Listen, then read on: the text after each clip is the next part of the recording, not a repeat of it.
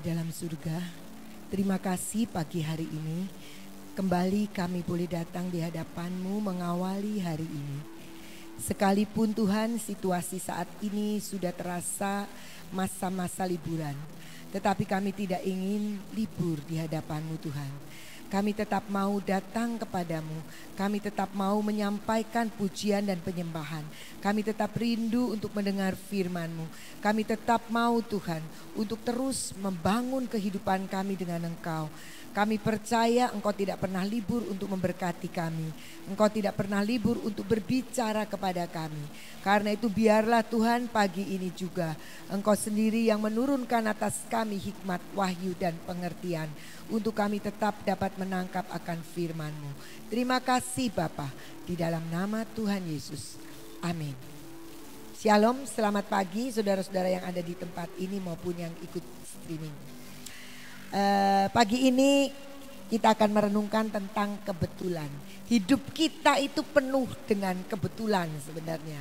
Tapi seringkali perkataan kebetulan itu dipakai menjadi dasar untuk kita tidak mengikut sertakan Tuhan. Lah itu kan cuma kebetulan kata gitu. Jadi seringkali kita menganggap remeh yang kita anggap itu semua serba kebetulan. Apakah di Alkitab tidak ada kata-kata kebetulan itu? Ternyata ada. Mari kita lihat di Rut 2 ayat 3 sampai 8. Kita akan baca. Rut 2 ayat 3 sampai 8. Pergilah ia lalu sampai di ladang dan memungut jelai di belakang penyabit-penyabit. Ini Rut. Kebetulan ia berada di tanah milik Boas yang berasal dari kaum Elimeleh. Lanjut. Lalu datanglah Boas dari Betlehem. Ia berkata kepada penyabit-penyabit itu, Tuhan kiranya menyertai kamu. Jawab mereka kepadanya, Tuhan kiranya memberkati tuan. Lalu kata Boas kepada bujangnya yang mengawasi penyabit-penyabit itu, dari manakah perempuan ini? Boas nanyain tentang Rut. Karena dia melihat ada perempuan asing. Bujang yang mengawasi penyabit-penyabit itu menjawab, dia adalah seorang perempuan Moab. Dia pulang bersama-sama dengan Naomi dari daerah Moab. Tadi ia berkata, izinkanlah kiranya aku memungut dan mengumpulkan jelai dari antara berkas-berkas jelai ini di belakang penyabit-penyabit. Begitulah ia datang dan terus sibuk dari pagi sampai sekarang dan seketika pun ia tidak berhenti. Kita akan lihat ya. Sesudah itu berkatalah Boas kepada Rut, dengarlah dahulu anakku, tidak usah engkau pergi. Ini Boas bicara dengan Rut. Tidak usah engkau pergi memungut jelai ke ladang lain dan tidak usah juga engkau pergi dari sini. Tetapi tetaplah dekat pengerja-pengerja perempuan. Coba kembali lagi ke ayat yang ketiga tadi.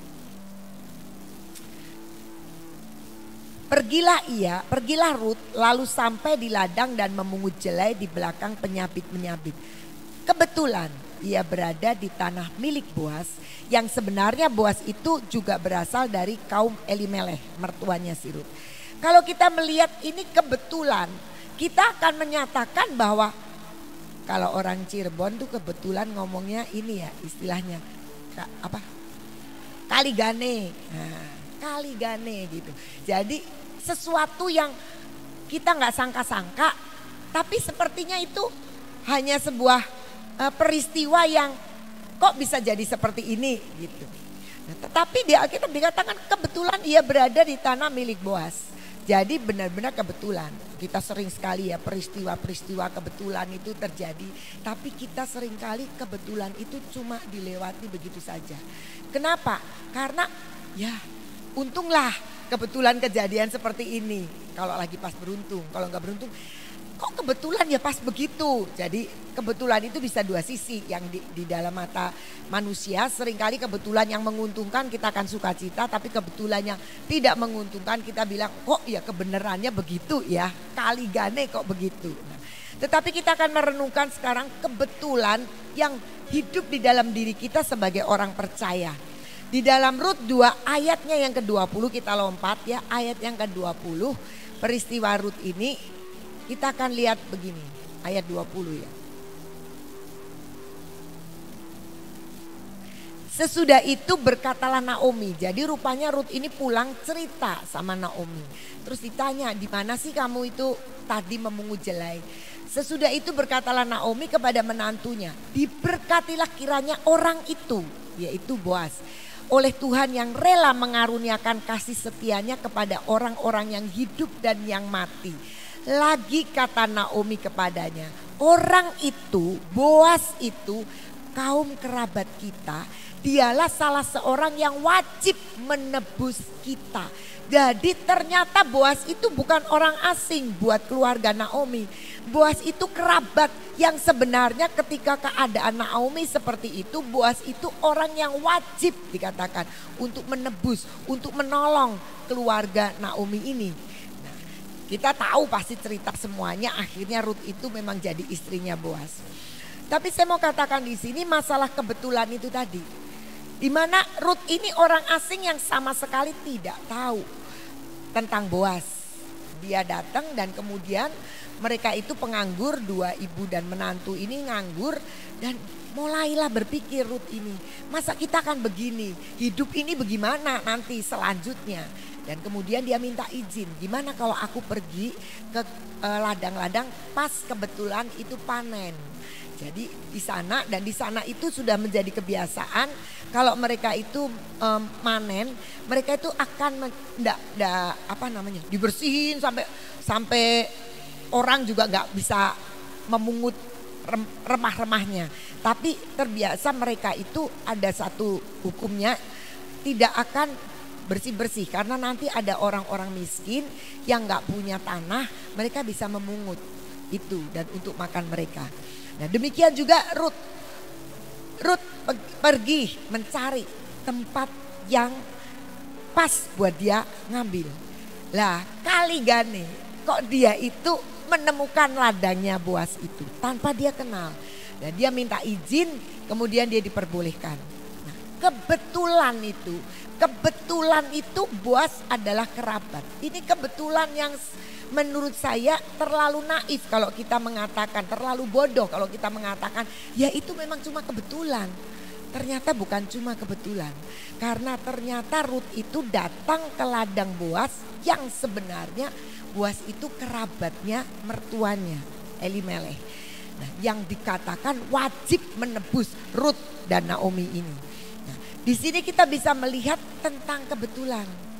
Kebetulan yang skenario kehidupannya Rut ini bertemu dengan kebetulan yang tanpa direncanakan, tanpa dipikirkan, dia hanya berpikir bagaimana menyambung hidup selanjutnya bersama dengan mertuanya. Dan ternyata ada peristiwa-peristiwa yang luar biasa yang Alkitab pun sempat menulis itu sebuah kebetulan. Saya ingin kita lihat lagi dari yang lain. Hakim-Hakim 7 kita akan baca dari ayat 9 sampai ayat yang ke-15. Ini peristiwa Gideon. Pada malam itu berfirmanlah Tuhan kepada Gideon, bangunlah, turunlah menyerbu perkemahan itu, sebab telah kuserahkan itu ke dalam tanganmu. Perkemahannya orang Midian, musuhnya bangsa Israel. Tetapi jika engkau takut untuk turun menyerbu, turunlah bersama dengan pura bujangmu ke perkemahan itu. Maka kau dengarlah apa yang mereka katakan. Kemudian engkau akan mendapat keberanian untuk turun menyerbu perkemahan itu. Lalu turunlah Gideon bersama dengan pura bujangnya itu sampai kepada penjagaan terdepan laskar di perkemahan itu. Adapun orang Midian dan orang Amalek dan semua orang dari sebelah timur itu berkelimpangan di lembah itu seperti belalang banyaknya, dan unta mereka tidak terhitung, seperti pasir di tepi laut banyaknya. Ketika Gideon sampai ke situ, kebetulan ada seorang menceritakan mimpinya kepada temannya. Ini katakan kebetulan lagi. Jadi Gideon sampai di situ kebetulan ada seorang menceritakan mimpinya kepada temannya. Katanya, aku bermimpi tampak sekeping roti jelai terguling masuk ke perkemahan orang Midian. Setelah sampai ke kemah ini, dilanggarnyalah kemah ini sehingga roboh dan dibongkar bangkirkannya, demikianlah kemah ini habis runtuh.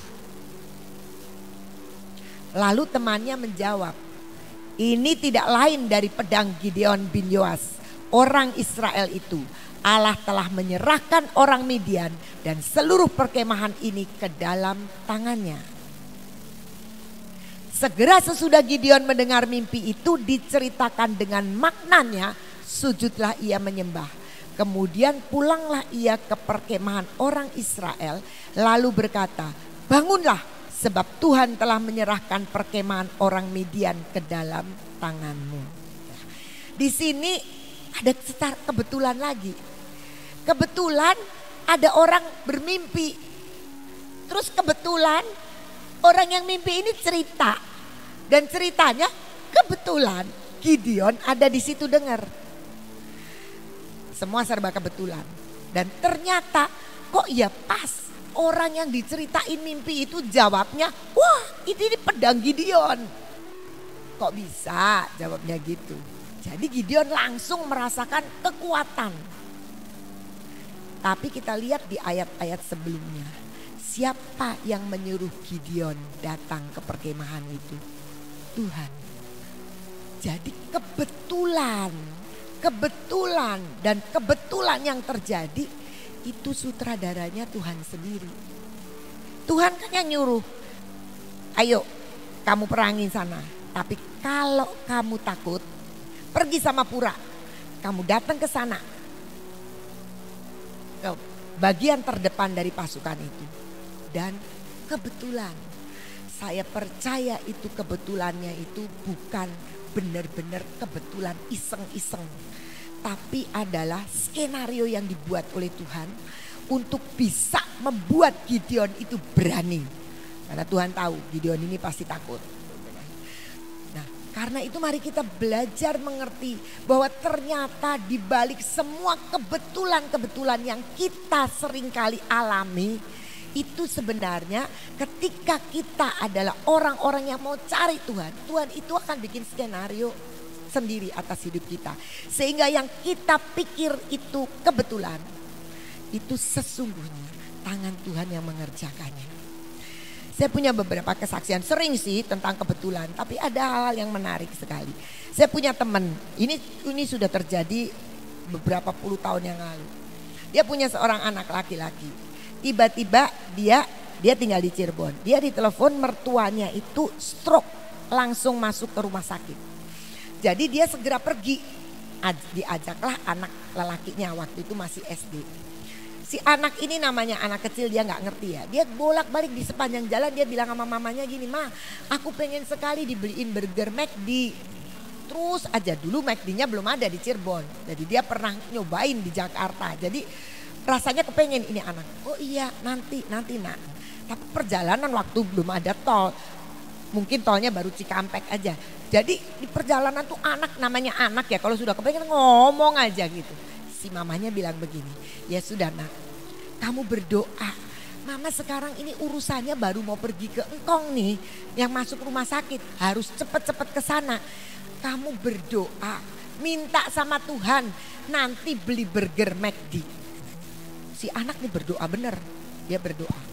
Setelah itu si mamahnya ini sebenarnya ngomong begitu, ya nanti memang mau beliin, tapi supaya anaknya lebih tenang ya, suruh berdoa. Sampailah mereka tidak mampir McD lagi, langsung ke rumah sakit. Di rumah sakit, loh Mah kok kesini? Ya kamu berdoa aja, nanti kita setelah dari sini beli McD. Si mamah ngurusin mertuanya ini di rumah sakit itu. Si anak iseng karena seneng, di rumah sakit itu ada liftnya naik turun. Jadi si anak lelaki ini pergi sendiri nyobain lift, naik turun. Tiba-tiba dia lari mendekati mamanya dengan membawa sekantong burger McD. Mamanya kaget. Lah kok kamu sudah dapat McD. Siapa yang beliin? Nggak tahu. Tapi aku lagi naik turun lift. Tiba-tiba namanya naik turun naik kayak gini terus turun lagi gitu. Tiba-tiba waktu lift buka ada om-om katanya. Kamu mau McD? Dikasih. Dan ternyata isinya burger. Apakah kita mau bilang itu kebetulan? Saya tidak tahu itu malaikat atau benar-benar om-om ya. Tapi ketika itu mamanya sampai kaget. Sampai mamanya cerita sama saya bilang gini.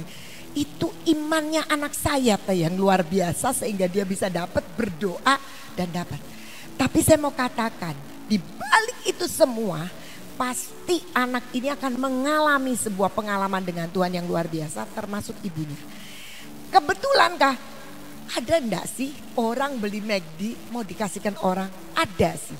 Tapi enggak orang ketemu di jalan mungkin. Mungkin kita sudah mikir nengokin orang sakit kasih. Saya tidak tahu gimana ceritanya dan kita juga memang tidak perlu tahu. Tapi yang pasti kebetulan yang sangat sempurna menurut saya. Dan kebetulan itu sebenarnya pasti ada sutradaranya. Kebetulan. Ada lagi cerita. Beberapa waktu yang lalu entah sudah berapa 2 bulan atau berapa ya. Bapak Pendeta Krismuntu datang ke taman. Dia berdoa bergumur istrinya, Ibu Nani pernah cerita, istrinya pernah dioperasi sampai sekian kali terus jahitannya itu basah, nggak kering. Saya sebenarnya tidak pernah jam seperti itu keluar dari sekolah untuk pulang. Tapi entah kenapa itu masih jam 11. Saya itu bisa mau pulang nggak atau pas ada urusan apa saya tidak tahu. Ketika saya pulang, saya tidak lihat Pak Krismuntu, tapi tiba-tiba Pak Krismuntu tuh manggil, Bu, gitu. Dia kan orangnya sedikit gaul kan ya, Bu, gitu pakai gitu. Saya noleh, saya pun tidak mengenali karena pakai masker. Lupa ya, kayak gitu. Tapi saya dengar jenis suaranya. Jadi saya bilang, Pak Krismuntu, iya. Jadi mampirlah sebentar, ngobrol ternyata dia mengatakan bahwa dia baru tahu tentang Taman Tuhan dan dia lagi ibunya itu pergumulannya adalah saya bicara dengan petugas Taman Tuhan untuk minta minyak. Nah, petugasnya kan mengikuti prosedur ya, harus dicatat. Saya bilang ini yang sakit sudah ada di depan kita, minta saja sama ibu buatlah minyaknya. Singkat cerita minyak pulang dan dalam 4 hari itu jahitan kering. Kalau saya bilang Pak Krismuntu bersaksi dengan Ibu Nani, tapi itu kebetulan. Ya kebetulan kali gande kok saya keluar dan saya mau pulang. Kalau beda 30 detik saja Pak Krismuntu keluar atau saya jalan lebih cepat 30. Saya tidak ketemu. Dan Pak Krismuntu pasti kalau lihat saya jalan sudah tinggal di belakangnya dia juga mungkin gak panggil-panggil ya. Tapi kebenaran karena saya baru keluar dari sekolahan jadi dia panggil. Kebetulan, iya. Tapi kebetulan di dalam Tuhan itu sempurna adanya. Dia bisa menolong kita dengan cara kebetulan dan kebetulan dan kebetulan. Kemarin dulu waktu kita mau ke Bali, jadwal keberangkatan kita adalah 3:30. 3:30 pagi karena ada pesawat 1 kloter jam 1 kloter jam 10, 1 kloter jam 11. Tiba-tiba ada berita untuk dimajukan jam 9 dan setengah 10. Jadi berpikir, udah berangkatnya dimajuin aja. Ada beberapa yang bilang gini, kalau berangkat 3:30 tuh mau tidur juga kagok. Tidur takut kesiangan, enggak tidur nanti takutnya ngantuk. Jadi mendingan jam 12 aja. Sepakat. Jam 12 Pak Gideon ngurus busnya bisa berangkat jam 12. Sampai di sana ternyata ada 8 orang yang secara mendadak dimajukan jam 7:40. Kalau kami tidak datang pagi-pagi ya kita tidak tahu ceritanya berbeda lagi. Tapi tiba-tiba 8 orang itu dimajukan jam 7:40 dengan flight yang berbeda. Kebetulan? Ya kalau kita bilang aduh kebetulan kita berangkatnya lebih pagi. Kalau tidak gimana? Tapi saya percaya perjalanan orang benar itu sutradaranya Tuhan sangat sempurna dan akurat. Jadi kita bisa melihat bahwa banyak hal yang kita alami selalu bertemu dengan kebetulan. Nah, tapi bagaimana kita responnya? Kalau kebetulan secara dunia, ya kebetulan. Kemudian lewat begitu saja. Tapi kita akan melihat sebenarnya kebetulan bagi orang percaya itu adalah satu rencana yang Tuhan mau kerjakan di dalam hidup kita. Kita hafal semua Roma 8 ayat 28 ya, mengatakan demikian, dibaca lagi ya. Kita tahu sekarang nih kita tahu bahwa Allah turut bekerja dalam segala sesuatu. Jadi waktu kita mau pergi, waktu kita mau duduk, waktu kita mau mikirkan ini, Tuhan itu turut bekerja dalam segala sesuatu untuk mendatangkan kebaikan. Nah, seperti ini contohnya pergi ke Bali. Mungkin ada juga sih yang ngomong bolak-balik ganti jam, nah, ada. Kadang karena kita ngelihat kadang-kadang kebaikan Tuhan itu belum kelihatan. Waktu kemudian kan nggak mungkin ditanyain 43 orang atau 46 orang yang naik bus. Waktu berangkat ditanya satu-satu, setuju nggak jam 12? Enggak kan? Paling hanya beberapa dengan pertimbangan tertentu, oke, dimajuin jam 12. Ada yang bilang, wah kok jam 12 dimajuin, berubah lagi. Memang berubah sih 2 kali. Tadinya jam 4, maju setengah 4, terus maju lagi jam 12. Ada orang yang ribet-ribet yang ya mungkin cuma sekedar komentar, kenapa sih diganti-ganti aja jamnya? Tuhan ikut bekerja dalam segala sesuatu untuk mendatangkan kebaikan bagi mereka yang mengasihi Dia. Tapi kebaikan itu seringkali belum kelihatan pada waktu Tuhan mengerjakan dalam hidup kita. Kebaikan itu akan terlihat nantinya. Waktu akhirnya oh benar ada yang dipindah 8 orang jam 7.40. Nah kita baru tahu Tuhan itu ajaib mengatur segala sesuatu. Dan dikatakan bagi mereka yang terpanggil sesuai dengan rencana Allah. Bagi orang yang mengasihi Tuhan. Siapa yang mengasihi Tuhan? Yang terpanggil sesuai dengan rencana Allah. Yang mengerjakan sesuai dengan rencana Allah. Nah, jadi kita melihat di sini kebetulan itu bukan sekedar untung loh kebetulannya begini-begini terus selesai. Cuma kita sukacita aja. Tapi mari kita melihat bahwa kebetulan di dalam hidup kita orang percaya adalah sebuah rencana skenario yang Tuhan buat untuk mendatangkan kebaikan buat kita. Kita akan baca Amsal 4 ayat 18. Tetapi jalan orang benar itu seperti cahaya fajar yang kian bertambah terang sampai rembang tengah hari. Jalannya orang benar itu seumpama seperti diibaratkan cahaya fajar yang waktu pagi cahayanya itu sedikit, cuman sedikit serbitan sinar, tapi tiap waktu kemudian tambah lama tambah terang sampai tengah hari kita kepanasan, terang benderang gitu. Coba terjemahan bahasa Indonesia masa kininya. Jalan orang jahat gelap seperti kelamnya malam. Mereka tersandung dan jatuh tanpa mengetahuinya. Sebaliknya, jalan yang dilalui orang baik adalah seperti terbitnya matahari. Makin lama makin terang sampai akhirnya menjadi terang benderang. Artinya apa? Jalan yang dilalui orang baik. Kalau tadi di terjemahan bahasa Indonesia yang terjemahan baru itu dikatakan jalan orang benar seperti fajar.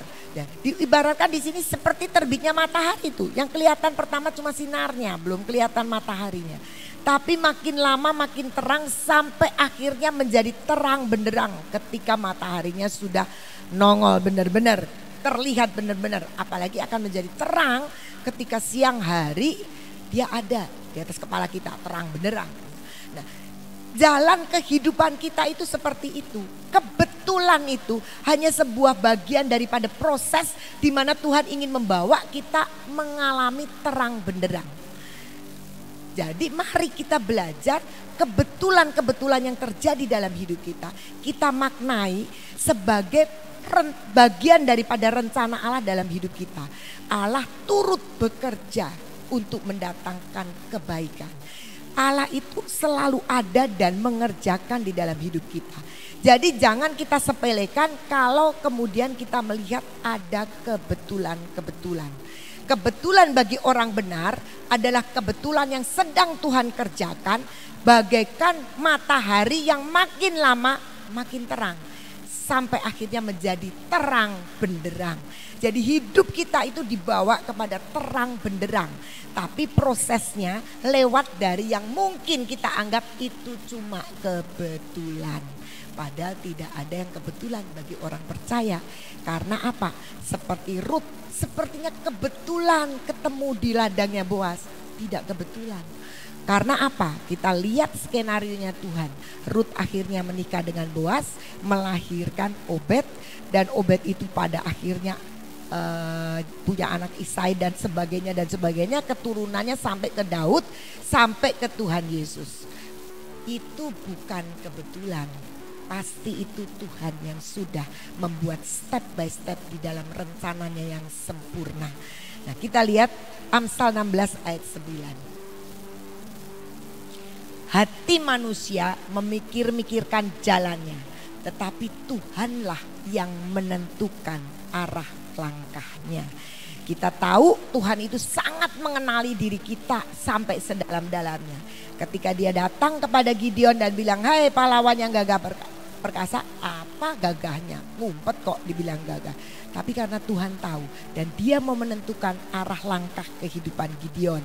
Jadi waktu itu akhirnya Tuhan ngomong sendiri, "Kalau engkau takut," pasti Tuhan tahu ini Gideon ini takut. Gideon kan pakai alasan, "Oh saya ini orang yang paling kecil di dalam kaum saya," dan sebagainya. Tuhan, "Kalau engkau takut, kamu pergi ke sana." Apakah Tuhan tidak tahu kalau nanti ada orang cerita mimpi? Sangat tahu. Pasti yang kasih mimpi juga Tuhan. Terus punya partner yang diceritain mimpinya bilang, "Oh itu pasti pedang Gideon." Dari mana itu? Ya pasti dari Tuhan. Tuhan yang mereka-reka memberi kekuatan dengan caranya. Manusia mikirin, mungkin Gideon mikirin, "Aduh gimana caranya bisa menang ya? Wong selama ini kita kalah terus sama orang Midian. Gimana caranya ya?" Mikirin nguplek jalannya. Tapi Tuhan bilang, "Aku yang akan menentukan langkahnya. Kamu pasti menang. Udah kamu dengerin aja seperti ini." Sampai Gideon sujud menyembah dan mengatakan, "Tuhan, kita itu pasti menang." Dan dia punya semangat.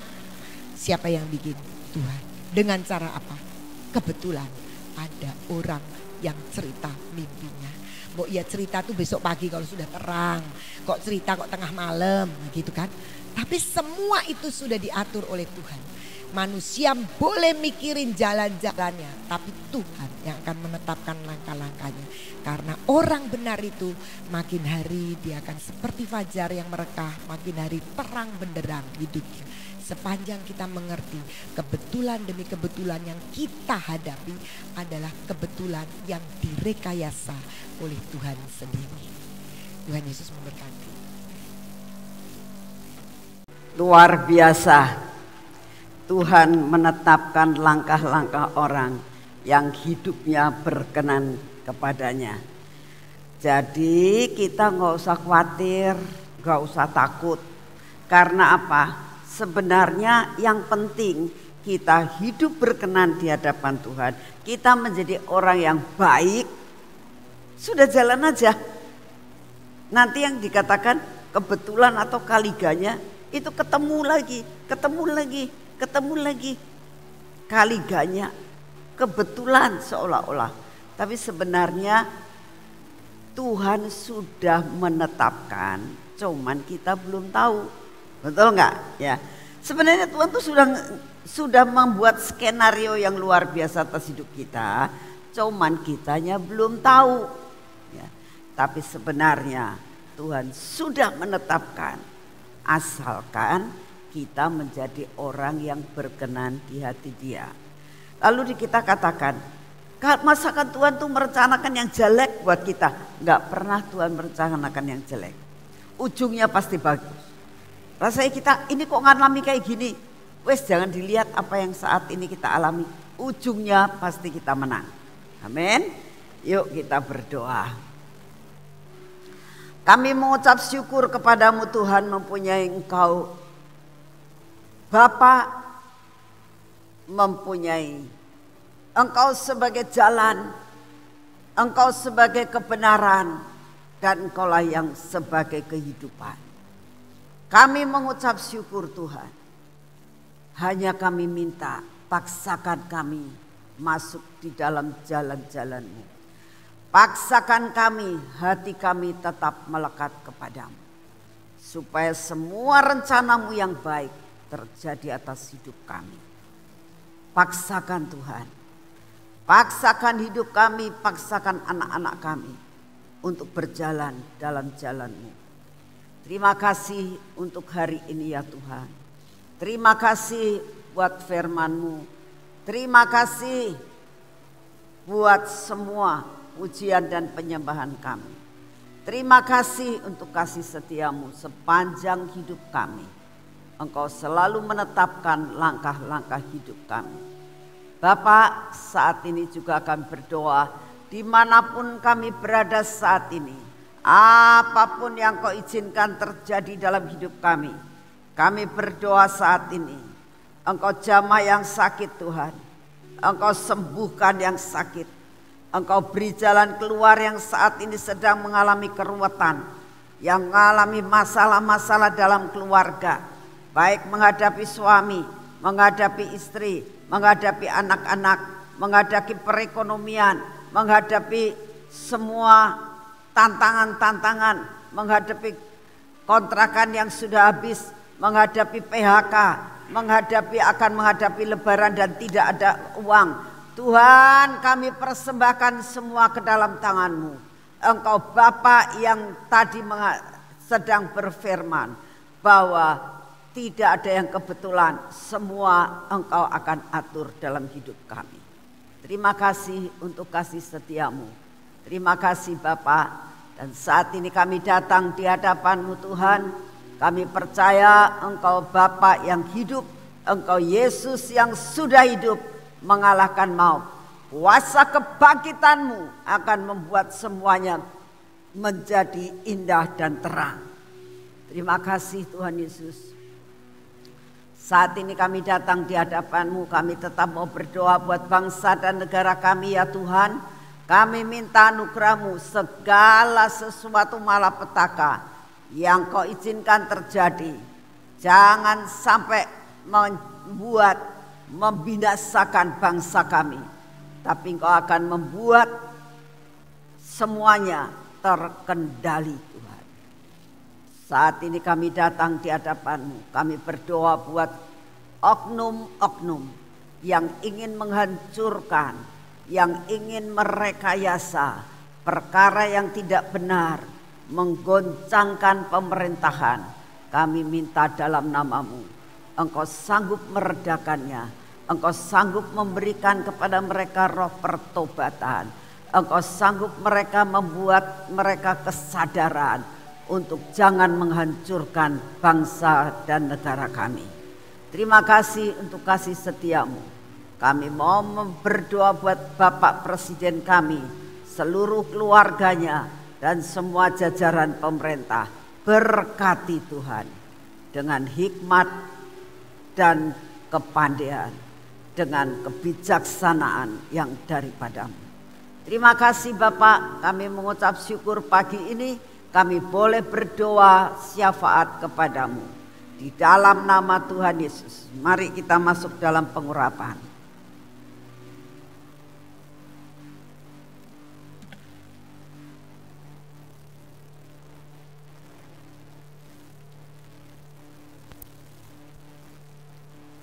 Bapak, ini kami. Kami minta hari ini pengurapan yang daripada-Mu turun atas kami. Pengurapan turun atas mata kami, atas telinga kami, atas bibir, mulut kami dan hati kami ya Tuhan. Biarlah semua yang tidak baik Engkau hancurkan dalam hidup kami. Segala penghalang Kau hancurkan. Dan biarlah tangan kami ini menjadi tangan yang diurapi untuk melakukan semua pekerjaan-pekerjaan yang ada di hadapan kami. Kami boleh menyelesaikannya bersama dengan Engkau. Dan Kau memberkati kaki kami Tuhan, sampai kaki kami berjalan seperti kaki kijang, dapat berlari, dapat naik ke tempat yang lebih tinggi. Terima kasih untuk kasih setiamu. Kami serahkan hari ini di dalam nama Tuhan Yesus Kristus. Amin. Selamat pagi, Tuhan memberkati akan saudara-saudara semuanya.